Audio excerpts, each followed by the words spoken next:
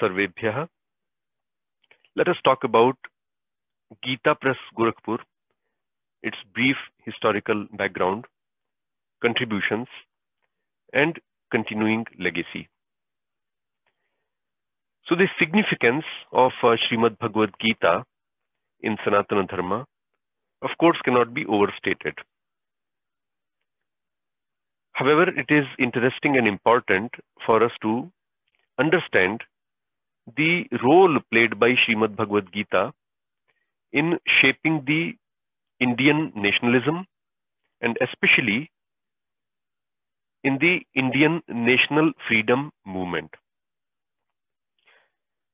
Of course, we are all very familiar with how Lokmanya Shri Balagangadhar Tilak, by writing Gita Rahasya in 1908, paved the philosophical foundation for the Indian movement. However, we see that already more than 2 decades before Shri Tilak, leaders such as Bankim Chandra Chattopadhyaya were already looking up to Srimad Bhagavad Gita and its importance in giving inspiration, motivation, and even solace to the Indians. So we see that having written Ananda Matha, where he established through which Bharat Mata as the deity, as the devata for the national movement, and having given us Vande Mataram as the mool mantra of that nationalism. Next, he was writing about Shri Krishna.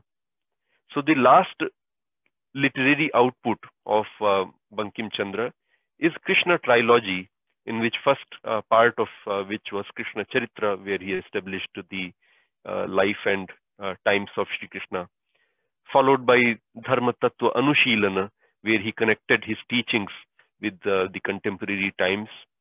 And finally, he wrote the third part, the epitome of not only this trilogy, but the crown jewel, we can say, of his entire literary career, which was his own commentary on the Srimad Bhagavad Gita.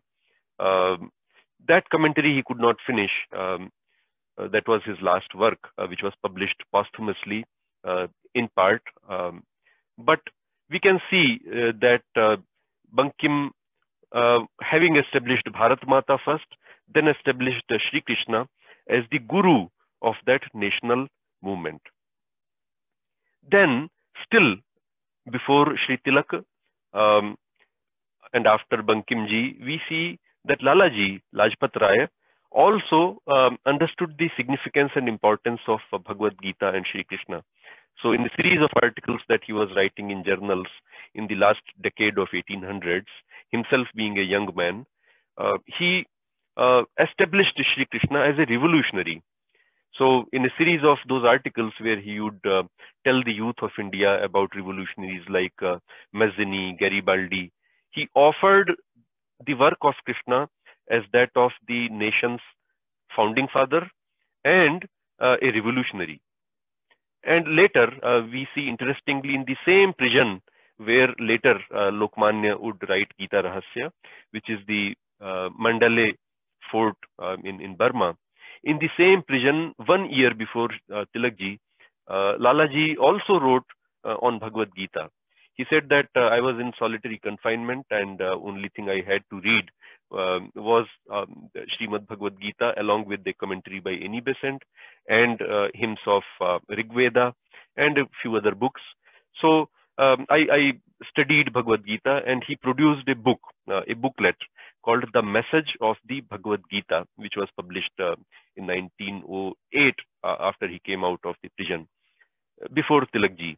And in that, the Message of Bhagavad Gita, Lalaji very clearly established the message of Bhagavad Gita being not just an inner spiritual practice, but also for the actual pravritti in this samsara, and which he said is calling us to actually engage in this battle for independence. And he ends that book on a very interesting note. He says, just like the victory of Bharata, that is Arjuna, was vouchsafed and ensured as long as he followed the path of dharma on the battle field of Kurukshetra, so also the victory of this Bharata, the India, is also equally assured, if only we shall rediscover the message of dharma of Sri Krishna and of Srimad Bhagavad Gita. And then again, we don't have to once again belabor the point about the importance of Gita Rahasya that Shri Tilakji wrote, where he, in a very articulate manner, at length, and with such convincing arguments, established the national movement as a Dharma Yuddha, and the same Dharma Yuddha which Shri Krishna talks about, where he established that the traditional interpretations of the message of Bhagavad Gita may be valid in their own sphere, but also equally valid is the interpretation of Bhagavad Gita of actually engaging in this battle as a religious duty, as a Dharma Yuddha. But also interestingly, we see that at the same time as Tilakji was writing his Gita Rahasya, Sri Aurobindo, in another prison, nearly at the same time in year of 1908, in Calcutta, Alipur prison, was studying Bhagavad Gita too. And later he wrote that my solitary confinement in Alipur totally transformed my not only my spiritual perspective, but also my perspective about the Indian nationalism. He says that, of course, I was very familiar with the text of Bhagavad Gita even before. I had studied it several times. But I lived through Bhagavad Gita and I discovered the deeper layers of meaning of Bhagavad Gita during my confinement. And then I was able to develop a vision where this whole prapancha, I was able to see the game of Shri Krishna. I was able to realize that these prison cell walls are not just physical walls. These are actually protection given to me by Vasudeva so that I can transform myself. And very importantly, he says that it is after the prison time in Alipur that I discovered that Indian nationalism is nothing but Sanatana Dharma. Sanatana Dharma is Indian nationalism. So that is a very important message he came out with through his transformation in prison time, which also was through the work of Bhagavad Gita. Later, of course, Sri Aurobindo wrote several essays, several talks which were published in a book form on Bhagavad Gita.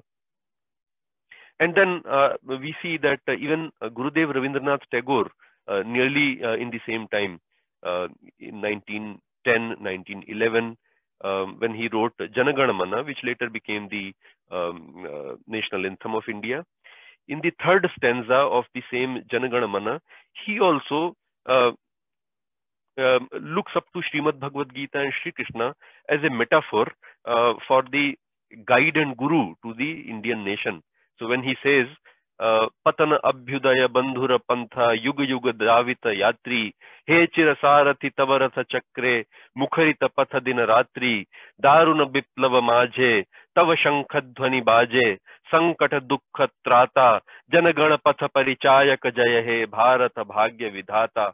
There, the Chira Sarathi, who is leading the Rath Chakra of India, whose Shankhadhvani is awakening the Indian nation and taking away the Sankata and Dukkha, is nothing but Shri Krishna.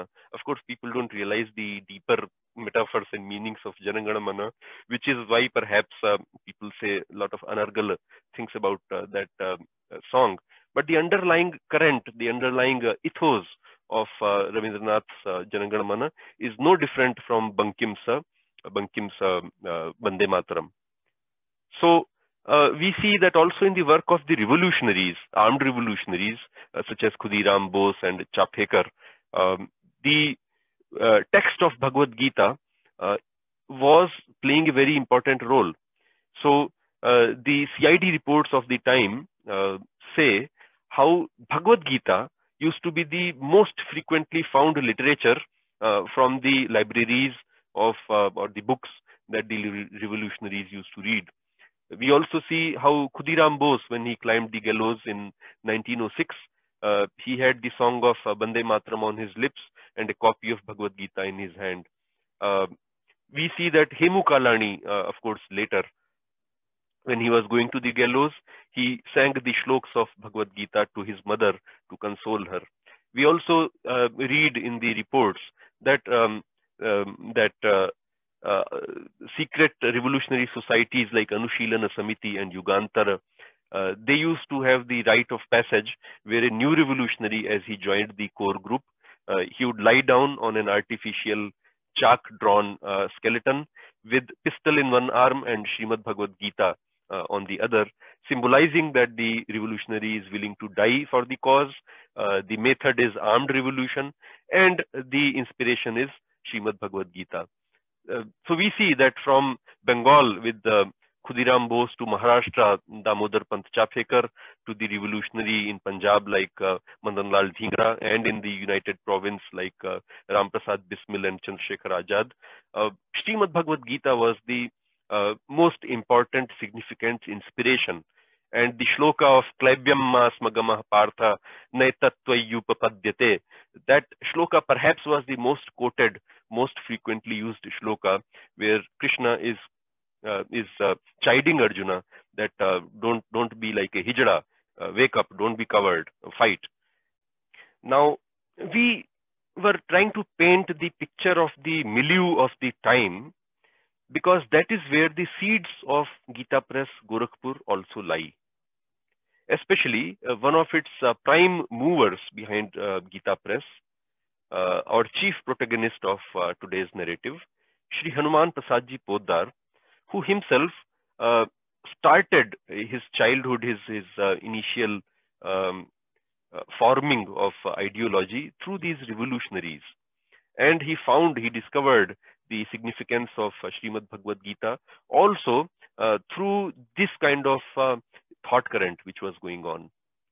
So it is perhaps now that we should introduce the chief protagonist of our narrative, Shri Hanuman Prasadji Poddar, also known as Bhaiji, and Shri Jai Dayalji Goendka, also known as Sethji. So Sethji, Shri Jai Dayalji Goendka, he was a famous, successful Marwadi Vaishya businessman in Bengal. But more than a businessman, he was a Mahapurusha, an Acharya, who used to give discourses on Srimad Bhagavad Gita and other spiritual religious topics. He was reputed in the business community, especially Marwadis, as a very saintly person who during the day does his business activities, and in the afternoons, in the evenings, he and his friends, they gather and study and talk and about Srimad Bhagavad Gita and do a satsanga. So he is the founder of Gita Press Gorakhpur, but we shall return to him. The other Bhaiji, Shri Hanuman Prasadji Poddar, he in the beginning was a revolutionary, one of the revolutionaries that we talked about. So some background of Shri Hanuman Prasadji Poddar. He himself talks about his childhood in a couple of letters and interviews that he later gave. He was born in 1892 in Shillong in a Marwadi Vaishya family. His grandfather had business in Assam, Meghalaya, etc. And his father moved to Calcutta, with whom he moved at a very young age. And he says that my childhood was spent in a very sattvic, very Sanatani, traditional, paramparik atmosphere. His father and his grandmother, they were very religiously inclined. He says that very often, almost every day, there used to be satsanga at our home. There used to be Mahatmans of various sampradayas, on sometimes Nath Yogi, sometimes Vairagi of Vaishnava kind, sometimes Kabir Panthi Mahatma. They used to be our guests. They would stay very frequently at my father's place. And our family and neighbors, we will all gather very frequently to hear these Mahatmans speak. And that had a permanent footprint in making of my thought process. And then he says, on the other hand, I was also significantly influenced by the revolutionary activity that was going on, Calcutta being the prime center of these revolutionaries. So he came under the influence of Sri Aurobindo. He says his Bande Matram and Karma Yogin, these two journals I was a frequent reader of, one in Bengali, other in English. And another magazine he says I used to read, which used to be circulated secretly, Yugantar, edited by Sri Bhupendranath Dutt, the brother of Purvashrama brother of Swami Vivekananda ji.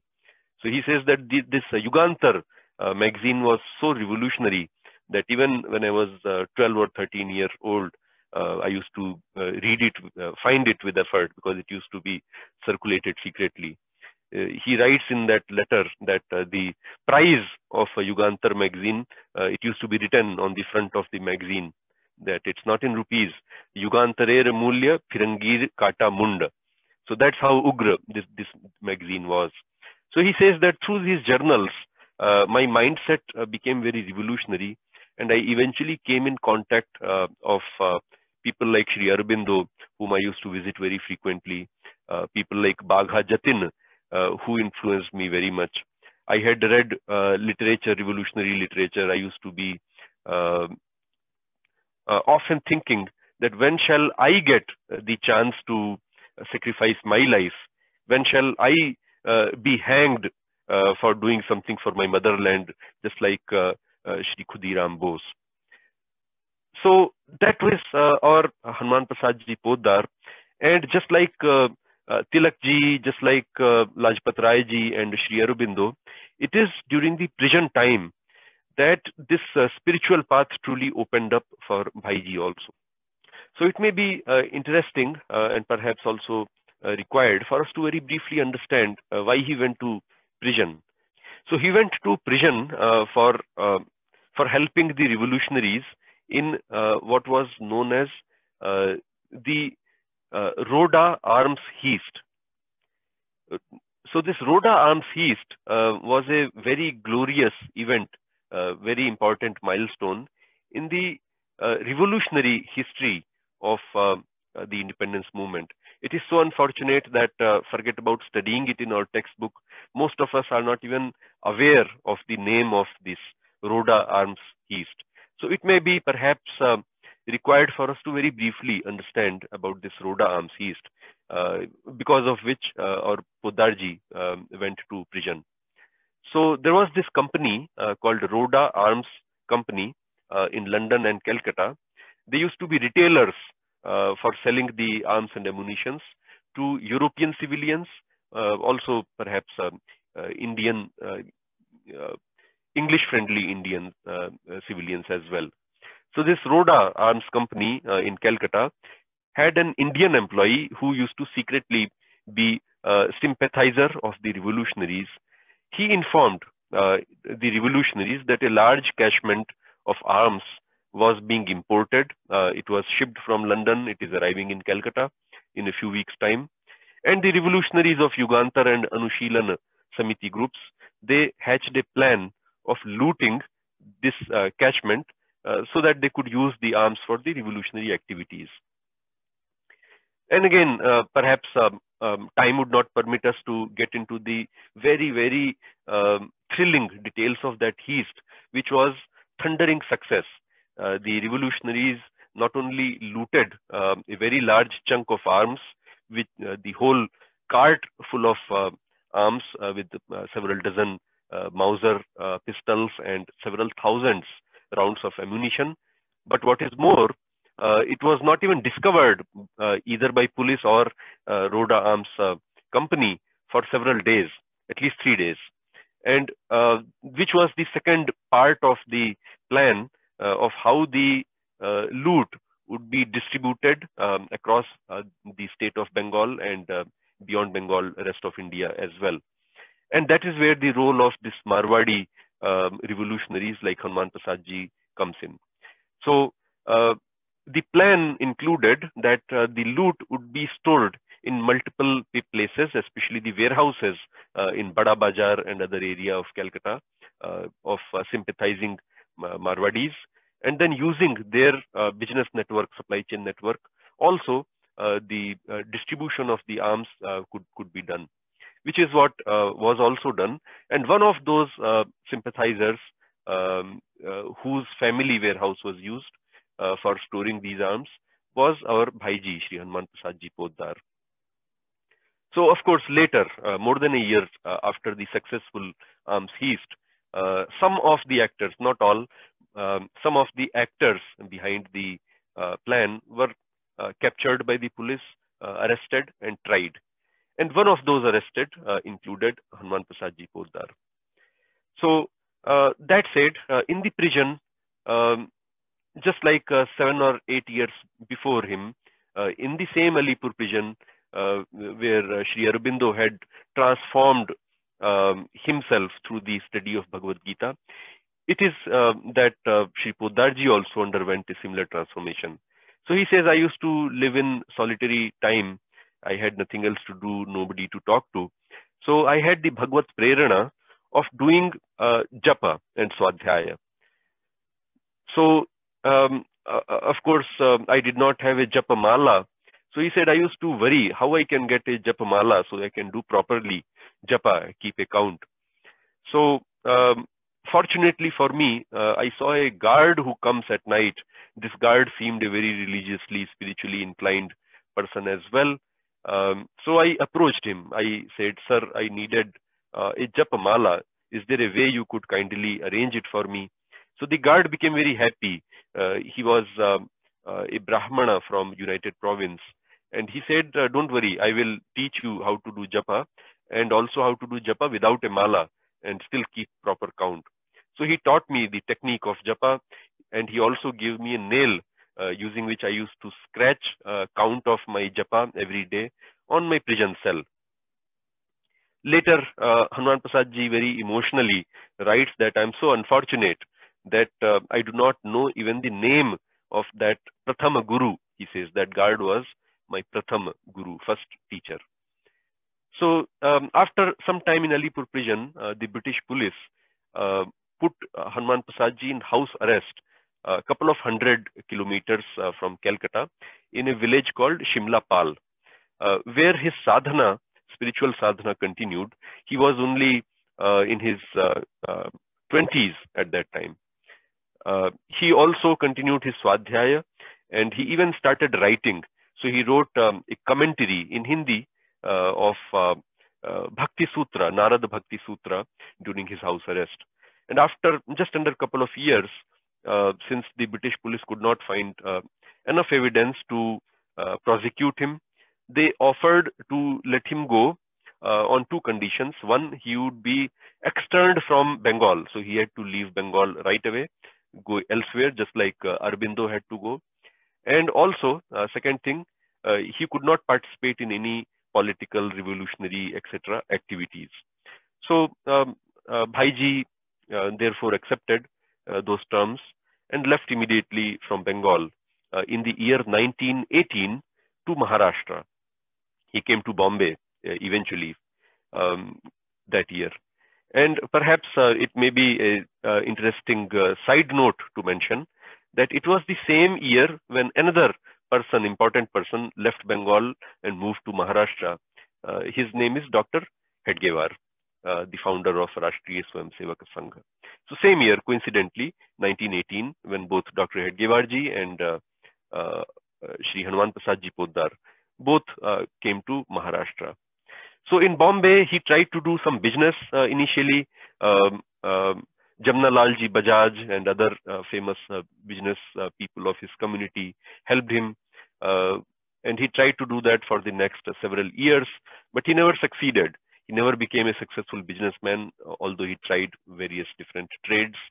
And he writes later that it is good that I did not become successful, because had I become successful businessman like so many in my community, I don't know whether this important work that Providence got done through me would have been done through me.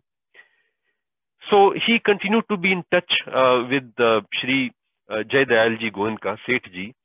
Seth ji, of course, was his distant cousin, elder cousin. And even before going to the prison, he was significantly influenced by Sethji. He was follower of Sethji and used to attend his satsanga. And after coming to Bombay, he continued to follow him. And he, in fact, established in Bombay Gita study circles, and he used to give pravachana on Srimad Bhagavad Gita very frequently to the group of his friends and associates in Mumbai. And he developed a name for himself as a scholar. Now, at the same time, he was in close contact with Shri Tilakji, later Mahatma Gandhi, when he returned, started his activity from Bombay. Shri Aurobindo, he continued to be in correspondence with, and this association with Shri Aurobindo will last throughout the life of Shri Aurobindo, and we will see that a little later how Gita Press and Kalyana magazine were significantly contributed to by Shri Aurobindo and Aurobindo Ashram. So then something happened in one of those years, in year 1926 or so, that there was a Marwadi Agrawal Mahasabha. This organization used to be a community organization which used to organize community events. So they had this annual conference where different industrialists like Ghanshyam Das ji Birla, Jalan ji, Bajaj ji, etc. Attended to deliberate on the subjects, topics related to the community. And in one of the speech, one of the industrialists stressed that the path to upliftment for the community is by sticking to the values of Sanatana Dharma.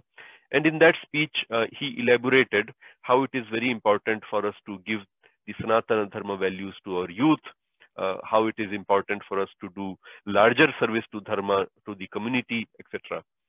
And in a side comment, Ghanshyam Das ji Birla, in his own address, said that perhaps this purpose of giving values and deliberating about spiritual, religious topics for the community may be better served if we started a journal, a weekly or a monthly journal, in which we can kind of focus on this aspect of community's life. So that idea was liked by everyone, and Sethji, Shri Jaydayalji Goenka, he offered to start a magazine. And by consensus, everybody agreed that maybe we should give this responsibility to Bhaiji, Hanuman Prasad ji Poddar, primarily because he had leisure of time. So his business not doing all that well, and he had expressed interest in doing something else. And then he had a literary bent and a scholarly mind. So he was given the offer of leading, establishing that journal. He accepted, and he in fact came up with the name Kalyan. This name also was given by Bhaiji. Now, Gita Press had already started a couple of years back in year 1923. So the background of Gita Press is, as Bhaiji writes in his letters, that in Calcutta during the satsangas and studies of Bhagavad Gita, we used to go and ask the printers to print a few copies of Srimad Bhagavad Gita, which we would give them. And printers would often have a lot of mistakes, Vartani, the spelling mistakes. And we used to then go back and say that the proof is not right. And it used to be a haggling experience. So one printer that we used to utilize the services of, one time said, hey, if you are such a stickler for correct spellings, why don't you start your own printing press? That may be the only way you would get the perfect printing. So that idea stuck. And in 1923, another businessman, Marwadi businessman, who used to be a follower of Sethji, Shri Ghanshyam Das ji Jalan, he offered that I would start this press in the Gorakhpur city of UP, because I have other business interests in Gorakhpur, and I would oversee this press myself. So he, along with another local Marwadi in Gorakhpur, Shri Mahavir Prasad ji Poddar. So Mahavir Prasad ji Poddar and Ghanshyam Das ji Jalan, they started this small one-room rented room hand operated printing press to print copies of Bhagavad Gita with Hindi translation done by Sethji, Shri Jayadayal Ji Goenka, for the consumption, for the utilization of the satsangis of Sethji.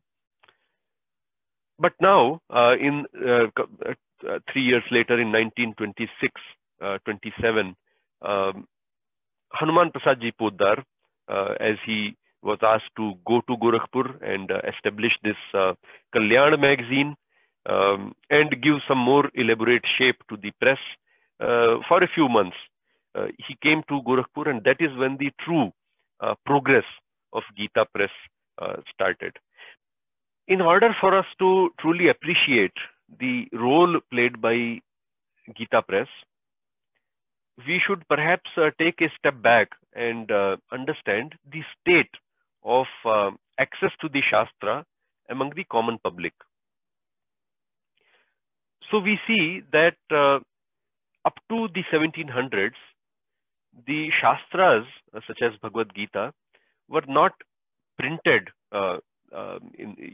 despite the printing presses would have arrived in India. The Shastras used to be handwritten in manuscript form, even for the use and consumption of the public. And, if somebody had to get a Shastra, like Ramcharitamānasa or Bhagavad Gita, they would go to a scribe. These scribes may sometimes be Brahmanas at the local Gurukula. They may sometimes be attached to, a temple. And sometimes they may be independent scribes. So these scribes would write down a copy of the Shastra, and they would give it to the user. We see in the, just simply out of some perhaps interesting information, we see that in the colophons of these manuscripts all the way up to 1700s would have important, information about the scribe. Scribe would mention his name, his family, timestamp of when he's writing the script. He would also start with some benedictory statements for the reader and for himself. There would be in the colophon very interesting disclaimers. So, for example, the scribe would say, Yadrisham pustakam drishtva tadrisham likitam maya yadi shuddham ashuddham va mama doshona vidyate. So basically saying that I'm writing as I'm reading as I'm seeing the source text. If there is any mistake, don't blame me.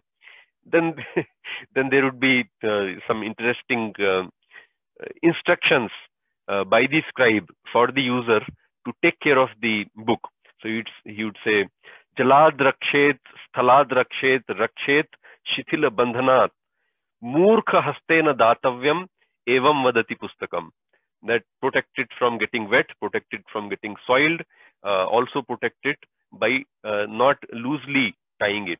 Keep it tightly tied, otherwise the pages would crumble. And more importantly, don't give it to a fool. That's an important instruction, and that tells us also something deeper. This murkha hastena datavyam is not only don't give the knowledge to anadhikari, but also the text itself. It has to be protected from going to the wrong hands. Which sentiment we can actually see mentioned not just in colophons, but sometimes even in next to the Phalashruti in some of the Puranas or some of the Stotras, where it would say that you should first of all not copy this text yourself for your own use. It would say that this stotra would accrue benefit only if you read it from a copy written by a scholar, by a Brahmana.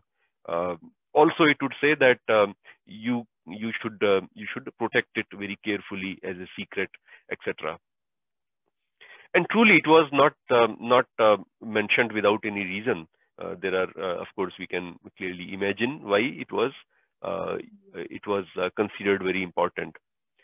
Then these books used to be, also we see mentions of how these copies were made by these scribes.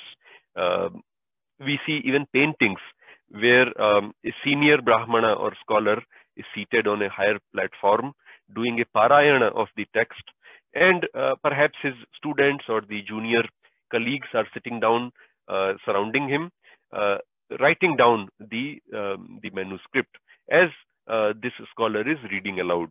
So that's how it was, like almost like the manual copying Xerox of that time.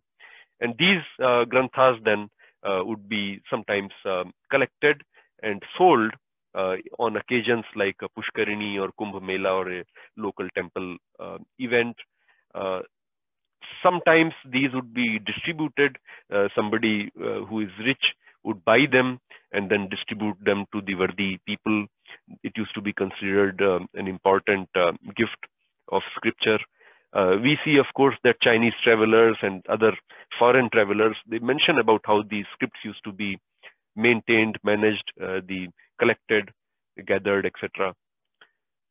Then, however, two, three things. In this mode, we can easily imagine the manuscripts were definitely not cheap.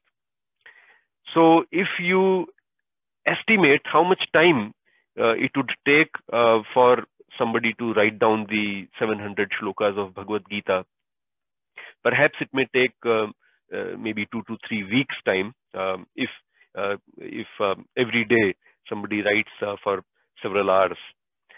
Because of course the speed would be slow, there is very less chance for correcting the error if once made. So therefore somebody has to write it slowly, carefully. It has to be written in a neat handwriting. You cannot simply scribble something, so it has to be written in a neat hand.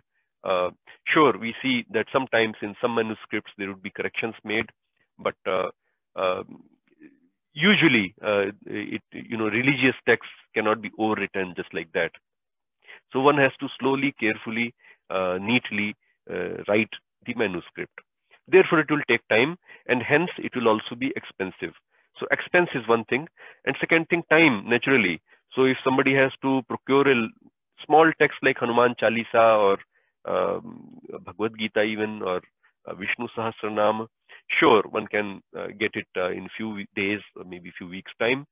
But if somebody had to request a text, larger text, like let's say Ramacharitamanasa or Valmiki's Ramayana, or one of the Puranas, even the smaller ones like Garuda Purana, which we can see was very popular in demand, it would take a lot of time, and which is why it was not easily accessible.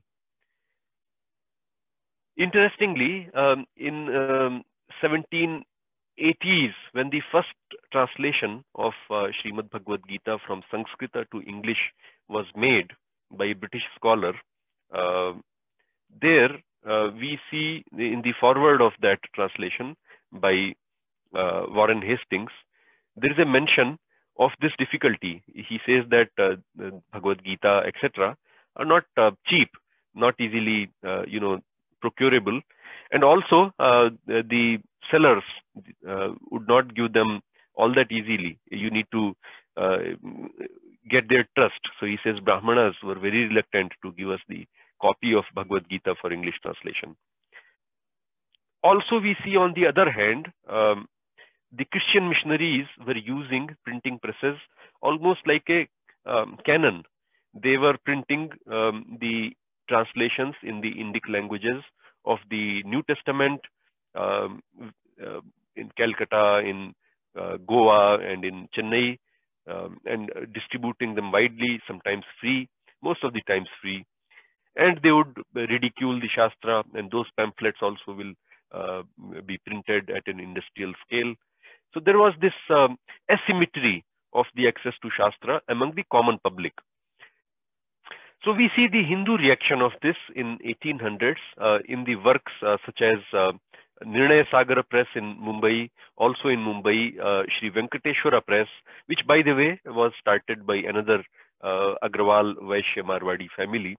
And in Kashi, we see Chaukhamba had already come up, and established booksellers of today, like Motilal Banarsi Das, had also started printing and selling the texts like Bhagavad Gita and its translations.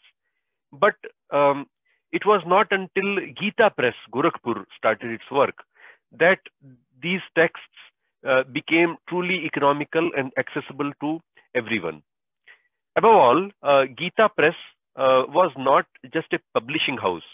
It was a mission by Sethji and Bhaiji to, number one, make the access of Shastra widely available to the public all over India, and which they did by, number one, printing such high quality copies of Bhagavad Gita, quality in terms of paper, in terms of the publishing, the ink and the font used, the binding, the pictures that used to come with the copy of Bhagavad Gita, and also by the quality of translation and commentaries which will be printed.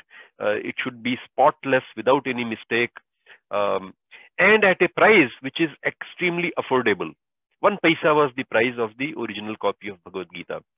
Even today, in 2020, the basic copy of Bhagavad Gita, the smallest version, this version, which is like a matchbox size of Bhagavad Gita, the cost of this is only 4 rupees in 2020. Similarly, there are all the texts which were printed by Gita Press were highest quality and lowest cost. But more than that, it was Gita Press's mission to make it available in every corner of India. So very soon, with the business acumen that came naturally to the promoters of Gita Press, they established more than 50 own stores in all the important major cities and towns of India. And again, using the Marwadi business network and acumen, the supply chain network of Gita Press was so strong that the booksellers all over India would easily obtain and sell the copies of various texts from Gita Press, Gorakhpur. So high quality, low cost, and easily available. There was a very innovative thing, another innovative thing that Gita Press did very early on, even before independence. That was opening a Gita Press stall on all the major railway stations of India, Indian Railways. So such a good idea that a passenger, because railway was the chief mean of transportation back then. So somebody who would embark on a journey would find it very easy to visit the local stall on the platform, buy a copy of Ramcharitamānasa or Bhagavad Gita, or even children books that used to come out for the children to read. So that again was a very innovative way in which the spread of Gita happened by Gita Press. But as I was saying, that Gita Press was far more than that. It was a mission. So Gita Press already in 1920s started a board of examination. They established a certification for Gita. So they used to conduct exams on Gita for promoting the study of Gita as an academic topic by the students and the youth. So these exams used to be conducted. There used to be various levels, Pravesha, Madhyamika, etc. And students will take these exams at Gita Press centers in different cities of India. Then also in early 1930s, Gita Press started Gita societies. So these societies, Gita societies, were local, almost like Gita clubs in various cities of India, not only India, also in United States, UK, etc., where people would meet once a week. They would study Gita. They would organize talks by scholars on Bhagavad Gita. They would study different commentaries, different perspectives, different aspects of Gita, different points of views. And these societies were headed and led by very important personalities, luminaries like Dr. S. Radhakrishnan, who was then the Vice Chancellor of Andhra University, also historian Radha Kumud Mukherjee, or VC of Calcutta University at that time, Dr. Shyama Prasad Mukherjee, archaeologist D.R. Bhandarkar sometime led that, In BHU, of course, Madan Mohan Malviya ji himself used to lead every Sunday a sermon on Bhagavad Gita, and so on. So that became, Gita societies became very popular. And then another thing that Gita Press started doing was training the Pandits in delivering lectures on Gita. So they would find learned Pandits who already had studied Gita, but train them in how to deliver a lecture, which people, common people of village can also understand. So giving them training on articulation. And then they created several kathavachakas and several discourse givers who would deliver lectures initially on Bhagavad Gita, later on other Puranas, because we already had kathavachakas who would focus on Srimad Bhagavad Purana, but expanding it beyond Bhagavata Purana to other texts. That was the work of Bhagavad Gita, Gita Press Gorakhpur, also in the 1920s and 30s. And then they came out with another innovative idea to spread Bhagavad Gita's study. They came out with a Gita Dainandini, so a diary which used to be printed, which would, of course, have the Panchanga of the day. It would have the other important information, festivals, how to celebrate them. But on each page, for each day, there would be 2 shlokas of Bhagavad Gita mentioned. And that way, every day, somebody who is using the Gita diary, the idea is that over a period of 1 year, all the 700 shlokas of Gita one can study. So that was another important thing. So besides the work of Gita Press in popularizing and making Srimad Bhagavad Gita accessible to every Hindu household, another important work of Gita Press was its Kalyan magazine, which became a platform for Hindu Samaj to collaborate at an idea level from across the different sampradayas. Imagine a magazine in which every month you get to read an article by one of the Shankaracharyas from Kanchi or Badrika or Govardhana Matha. You get to read an article by the head of the Natha Sampradaya, Yogi Shri Digvijayanath Ji Maharaj. You get to read an article by different Vaishnava Sampradayas, Shri Vaishnava Acharya or the Nimbarka Sampradayas Acharya. Get to read an article also by, let's say, Meher Baba or Swami Shivananda, or indeed written by Shri Aurobindo or Mother. Shri Aurobindo and Mother contributed throughout the decades articles in Kalyan magazine. You read articles written by Swami Karpatri Ji Maharaj, Shri Prabhudatta Brahmachari Ji, by yogis of different other sampradayas, even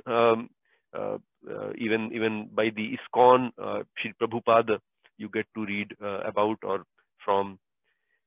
And besides these religious leaders of different sampradayas, you also, in the same issue, read articles written by the scholars like Ganganath Jha or Acharya Raghuveer or his son Lokesh Chandra, the famous scholar on Buddhism, or by Gopinath Kaviraj, the principal of Sanskrit College in Kashi. Linguist Suniti Kumar Chatterjee would write in Kalyan. So will the historian Radha Kumud Mukherjee, who would contribute about ancient culture around Maurya time.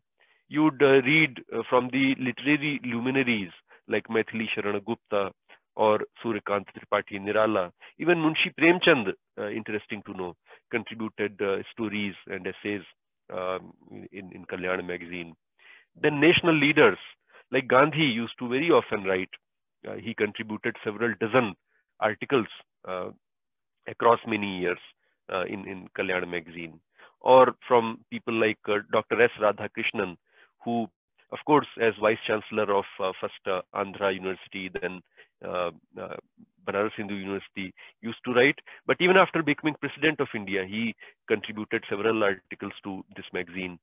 In the same magazine, you could read the articles written by, interestingly, Lal Bahadur Shastri, who as Prime Minister still found time to write for Kalyan magazine. You can imagine the value and worth of such a magazine in which you could read poems of Rabindranath Tagore. Tagore himself authorized publishing his poems in Kalyan magazine. And you can at the same time read opinions of Shri Guruji Golwalkar.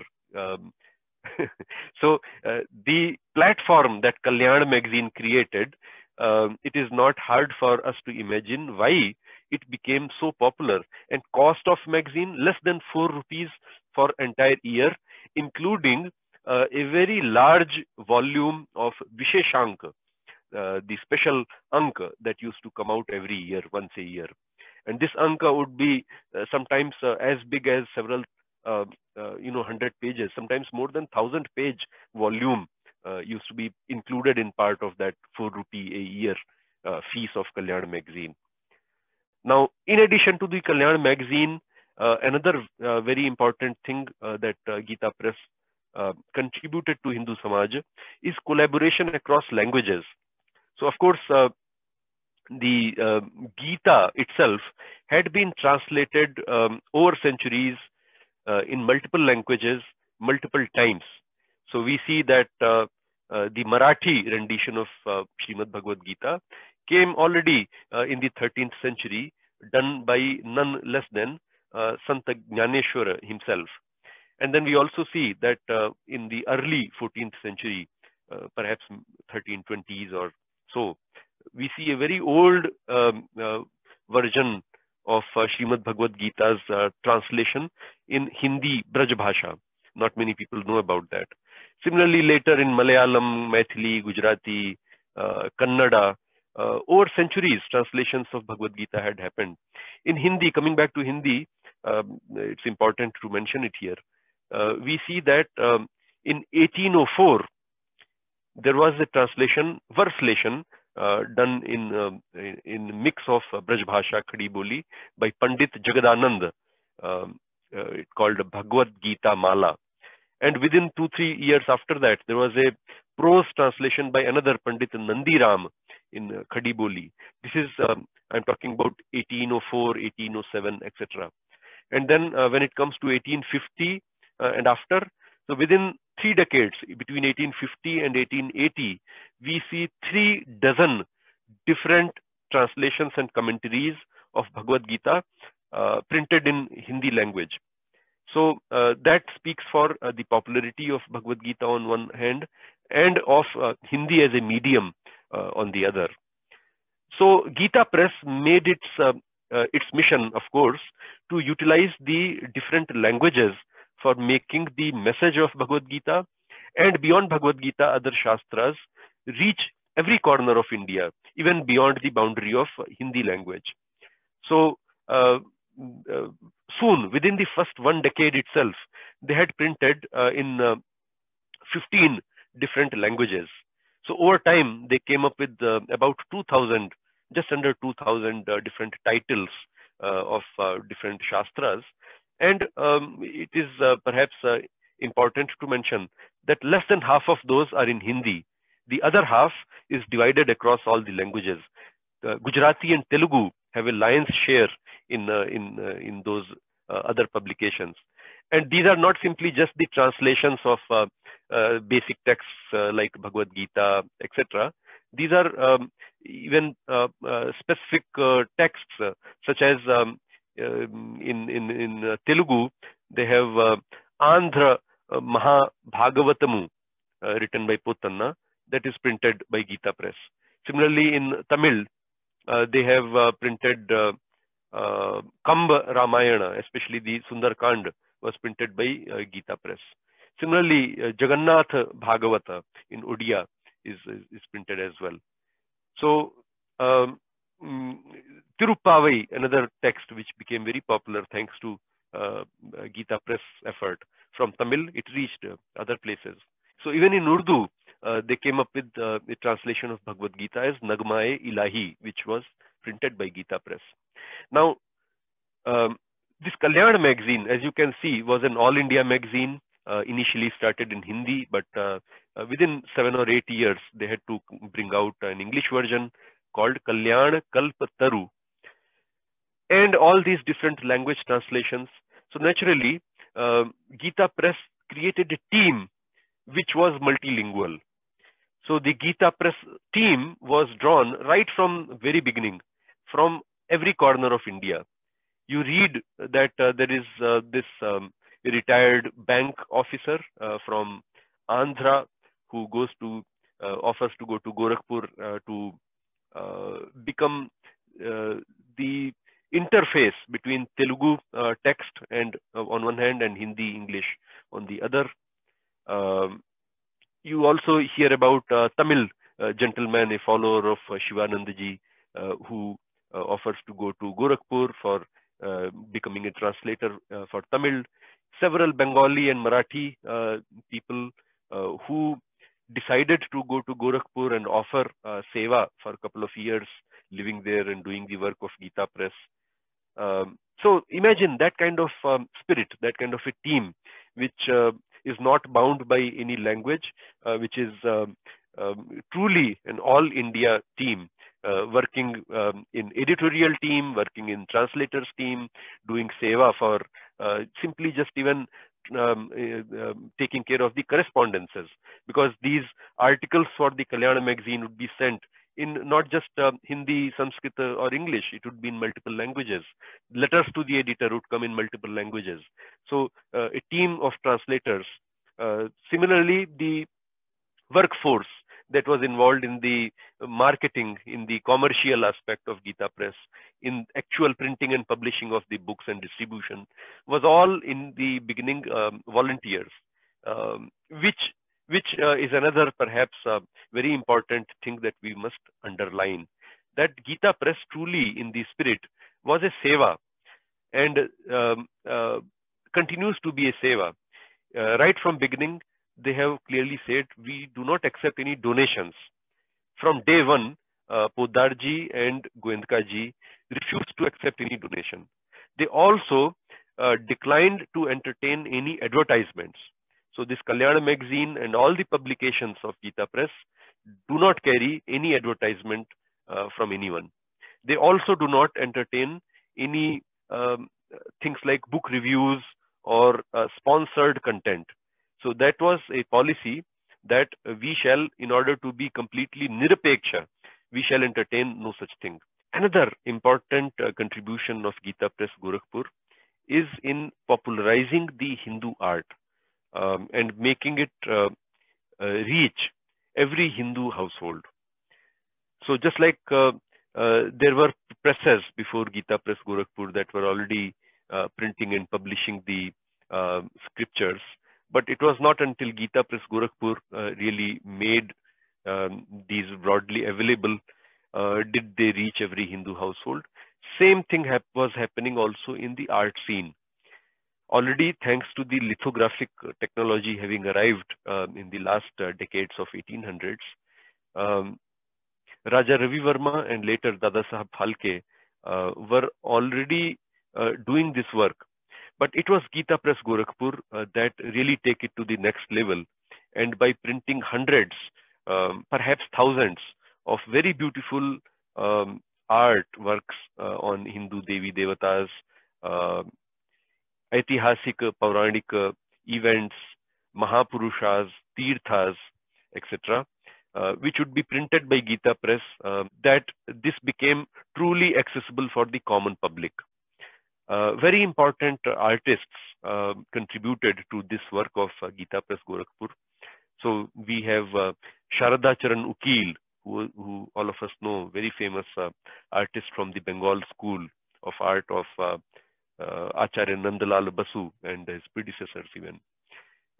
Then another important painter such as Dattatreya Damodar Devlikarji of JJ School in Mumbai, who also was a teacher of artist M. Fusain.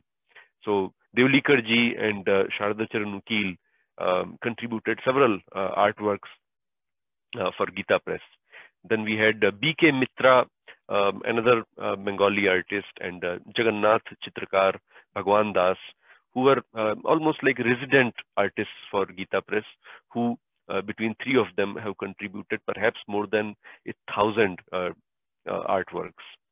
Then Gita Press, especially Hanuman Prasad Poddar ji, was interested in diversity of Hindu art to be adopted by Gita Press. So he would on purpose commission different artists such as Nathdwara artists in Rajasthan, several artists of Rajput or Himachal Vidha of art to paint for Gita Press. And over time, Gita Press became a huge repository of these artworks. So today, I think Gita Press Gorakhpur in its bank would have not hundreds, but thousands of some significantly important work from very important artists. Later, I think in 1950s, they established a museum of art, Leela Chitra Mandir, in which they have displayed some selections out of the important artworks. And for that occasion, they actually invited artists from all over India, from Karnataka, from Andhra, Maharashtra, Bengal, Punjab, for artists to actually go to Gorakhpur, live there at Gita Press, and paint some of the artworks. And there are around 700 of these very important, significant works of art on display.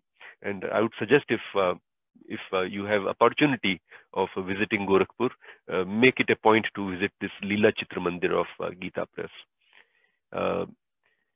Another important thing, similarly, just like artworks, was collection of manuscripts. So Poddar ji would focus on collecting and procuring the manuscripts of important granthas. So for example, one time he issued an appeal in Kalyan magazine that they were working on Ramacharitamanasa special edition, and he was interested in seeing the oldest available manuscripts of Ramacharitamanasa. His particular interest was that if possible, if we could get the Pandulipi of Ramacharitamanasa written by Sri Tulsidas ji himself, because it was of course believed that there were copies of Ramacharitamanasa which Sri Tulsidas ji himself must have written. So he was interested in gathering, and as a result, over time, various very important manuscripts were collected by Gita Press. They worked collaboratively with scholars of various universities, including Banaras Hindu University, independent scholars, scholars with working with organizations like Kashi Nagari Pracharini Sabha, etc., in collecting, cataloging, editing, publishing some of these manuscripts. Which reminds me of another very important aspect of Gita Press, that this team of scholars that they had gathered from all over India, under the leadership of Hanuman Prasad ji Poddar, who himself was a scholar. So a book that was published by Gita Press in those days by Hanuman Prasad ji Poddar is a very interesting title called Western Indologists, a Study in Motives, written, I believe, in 1950s, early 1960s, by a Vidwan, Pandit Bhagavad Dutt ji, and edited and printed by Gita Press Gorakhpur. This reviews the motives of the different Indologists behind their such keen interest in the Shastras. And if you read this Western Indologists, this booklet, you would see the critical thinking on display. So Gita Press had not just this important mission of taking Shastra to every Hindu home, but also that mindset of scholarship. Another mention should be made of a book that was printed by Gita Press Gorakhpur in 1960s, early, perhaps mid of 1960s, when this movement by the Hindu Samaj of prohibition on Gohatya was in full swing. So Hanuman Prasad Ji Poddar himself was on the forefront of the movement, working closely with the Swami Karpatri Ji and other leaders. And he was present in that famous rally in 1966, 1967, when the brutalities were done on the sadhus by the Indian police. So in that backdrop, in the scholarly circles, there used to be this book by Rajendra Lal Mitra called Beef in Ancient India, which used to be cited as an evidence that you cannot prohibit the Gohatya because your own Shastras do not allow that prohibition. So as a result, as a response, it was Poddar Ji's effort that Gita Press collaborated with a team of scholars to write a book. It called, and it was printed in English and in Hindi, a review of beef in ancient India. That's the title of the book. I think it was the last work edited by Poddar Ji. He passed away after that. So this work shows you that Gita Press was not just involved in printing of religious texts, but in actual scholarship, in rallying the opinions from across sampradayas through the Kalyana magazine, and also rallying the scholars in creating a response to defend the Hindu positions on various issues. Another episode comes to mind where a Maharashtrian scholar, Shripad Tikekar Ji, he corresponded with Poddar Ji that he has come to procure a copy of Warren Hastings' original, very large, full version of the introduction to the first translation of Bhagavad Gita that I mentioned earlier in the talk. And if Gita Press is interested, he could share that introduction of Warren Hastings. And Poddar Ji went out of his way to help Tikekar Ji in procuring that manuscript of Warren Hastings' introduction to the English translation of Bhagavad Gita. So we should head for the conclusion by making a few quick remarks about the lessons we can learn from the experience of Gita Press Gorakhpur. First is that such a massive and impactful work that the Gita Press did, of course, required finances behind it. And yet, never did Gita Press ask for, campaigned for, or even accepted monetary help from anyone. They totally depended on the volunteers to do the seva for Gita Press, of course. Seva in form of contributing their scholarly services, their artistic talents, or even coming and doing physically in Gorakhpur, work in the press, work as volunteers in the book stalls, become translators, help with the editorial activities, etc. So volunteers all over India would perform seva in Gita Press, seva to the Bhagavad Gita in a way. And that is how they managed part of their expenses to be very low. Of course, they would give their employees and volunteers basic amenities, but it would be extremely frugal and very basic. And because of the seva, the motivation of the volunteers and employees, the quality of output of Gita Press is peerless, unmatched. That's the first thing. Second thing, as I mentioned, Gita Press being very vocal on the issues related to the Hindu Samaj and India, despite that, they never took political sides. Their stand was very clear that we shall support or oppose anybody on issues, but not on an individual or on a party level. So they maintained good relations with different political players throughout the decades. They were friends on one hand with the Congress leaders very closely, and on the other with, of course, Hindu Mahasabha and Janasangha, etc. So that was the second thing. The next thing is an observation I think we should make about Gita Press Gorakhpur being a sterling, shining example of the contributions and services of the Vaishya community, especially Agarwal Marwadi community, in the service of Dharma. And of course, they are much maligned in the leftist literature precisely for this.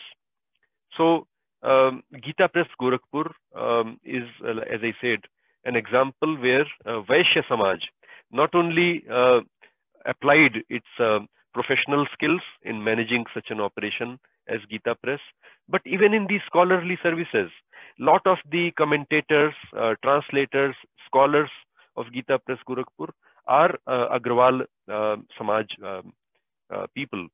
The management, of course, of Gita Press, not only in the days of Podarji and Goenkaji, but even today is largely drawn from the Marwadi Agarwal community. And this whole enterprise of Gita Press flies in the face of the make-believe construct that leftist narrative makes of the Hindu Samaj being a Brahminist, etc. The fourth thing that we should observe about Gita Press Gorakhpur is that despite being of a certain sampradaya point of view, you can still tolerate several others within the Hindu Samaj, and you can respect, you can honor, you can even promote the different point of views.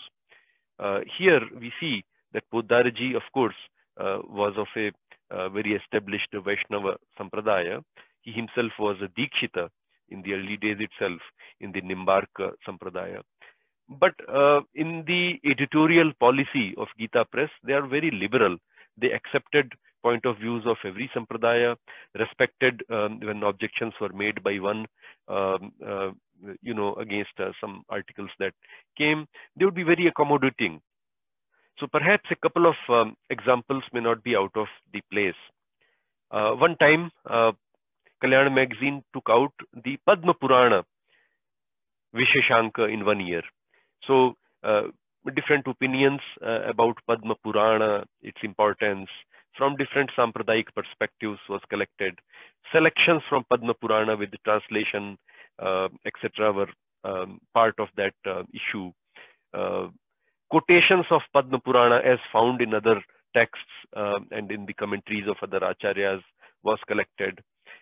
And in that, one selection of Padma Purana was very critical, perhaps disparaging to the Jaina community. So when it was brought to the attention of Podarji, he in the next issue in the editorial wrote about it, and he said that acharyas like Acharya Tulasi of Jaina Samaj are frequent contributors to the Kalyan magazine. And he said that perhaps we should have avoided saying things which are not really core to the purpose and message of what we are doing, but which offend others. So we can perhaps avoid bringing out such a topic. Similarly, another issue of Kalyan magazine was Shakti Ank, where the Shakti Upasana was the central theme, in which a Sikh scholar had contributed an article about Shri Guru Govind Singh Ji's Shakti Upasana. Now that became a topic of contention amongst some other Sikh leaders, and this is, we are talking about 1950s, early 60s perhaps. Out of the respect that Podarji had for some of those leaders, he withdrew that article, saying that not that I disagree with what the Sikh scholar has written, I don't want it to become anything controversial for the Sikh Samaj. So it's more important for me to keep the Samaj integrated and united rather than creating controversy like this. So he withdrew that article from the Shakti Anka. Several other examples are there where you would see the liberality of Gita Press Gorakhpur in accommodating different shades of opinion, different sampradayas. For them, of course, the Hindu Samaj included even the Nastikas. So in several magazines, issues of Kalyan magazine, Buddhist perspective, Jain perspective, definitely Sikh perspective was always represented. The leaders from all the communities were frequent contributors to Kalyan magazine. Of course, in the founding of Vishwa Hindu Parishad, it was one of the efforts of Hanuman Prasad Ji Poddar as well, in rallying the leaders of different sampradayas, because he had a direct relationship through the decades of editorialship of Kalyan magazine. So he was at the forefront of rallying opinion of sampradayas for the founding of Vishwa Hindu Parishad. And he was himself one of the prominent leaders of it when it was founded. So that is another observation. And perhaps the last and the most important thing that we can learn from is the selfless nature in which Hanuman Prasad Ji Poddar, Jayadayal Ji Goenka operated Gita Press Gorakhpur in the same selfless manner that it is operated even today. So, of course, Gita Press is a household name. Kalyan magazine is a household name. And despite that, if you ask perhaps 100 people who are aware of Gita Press Gorakhpur to name the founders of Gita Press, perhaps not even 5 in 100 would be able to correctly give you the names of Hanuman Prasad Ji Poddar and Jayadayal Ji Goenka. The reason is they always kept them away from the limelight. They never wanted personal fame, personal name.